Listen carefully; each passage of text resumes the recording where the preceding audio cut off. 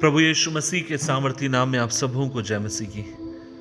अजीजों, आज के मनन का भाग हमने लिया है योना नबी की किताब अध्याय 1 उसकी 4 आयत और लिखा है, तब यहोवा ने समुद्र में एक प्रचंड आंधी चलाई और समुद्र में बड़ी आंधी उठी, यहाँ तक कि जहाज टूटने पर था।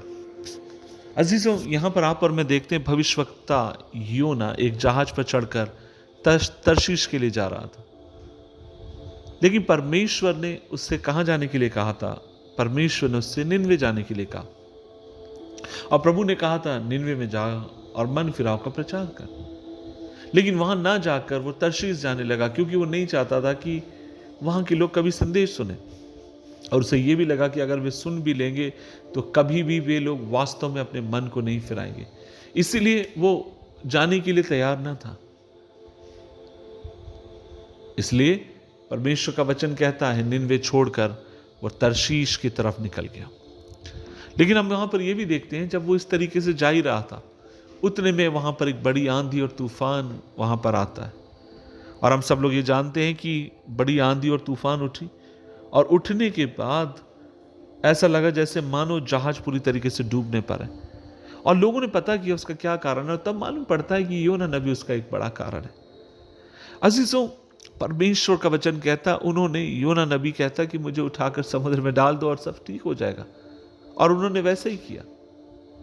और परमेश्वर का वचन कहता है कि एक बड़ी मछली आकर योना नबी को निगल लेती है, और 3 दिन 3 रात योना नबी उस बड़ी मछली के पेट में रहा। वास्तव में जब वो वहां पर था, वो क्या कर रहा था?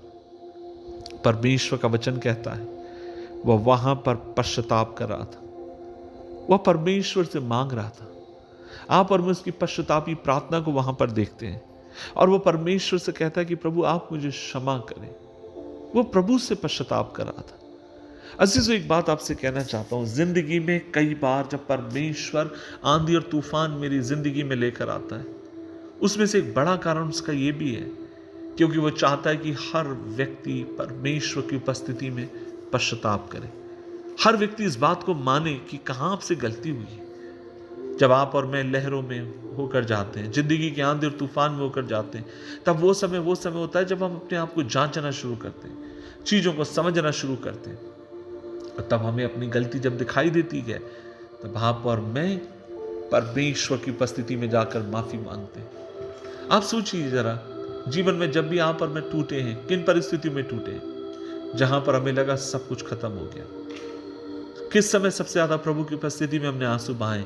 क्या प्रभु ने कोई अद्भुत काम किया, कोई चमत्कार किया उस समय? नहीं। जब जीवन के सबसे कठिन दौर से आप और मैं होकर जा रहे थे, उसी समय मैंने परमेश्वर की उपस्थिति में आंसू को बहाए। प्रभु का वचन कहता है, प्रभु यहां पर सिर्फ अपनी शक्ति दिखाने के लिए ही आंधी और तूफान का इस्तेमाल नहीं करता, लेकिन प्रभु यहां पर पश्चाताप या एक मोक्ष की भावना योना नबी के भीतर जगाने के लिए उस आंधी और तूफान का इस्तेमाल करता है।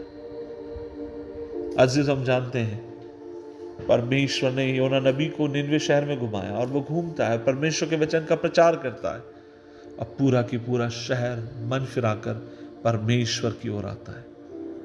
आज मैं आपसे बोलना चाहता हूं, और वो ये है कि आपकी जिंदगी के सबसे बड़े आंधी और तूफान से आज आप होकर जा रहे हैं। आप अपने आप को जांचिए, परखिए। यदि प्रभु कहता है तो अपने अपराधों को मानिए, प्रभु आपकी सहायता करेगा।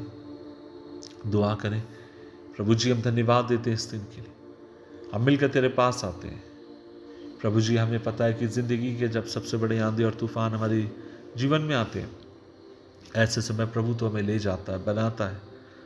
सहायता कर प्रभु, हर पल हम ऐसे ही पश्चाताप में बढ़ते जाएं, तेरे निकट आते जाएं, मदद कर। यीशु मसीह के नाम से मांगते हैं, आमीन, आमीन, आमीन।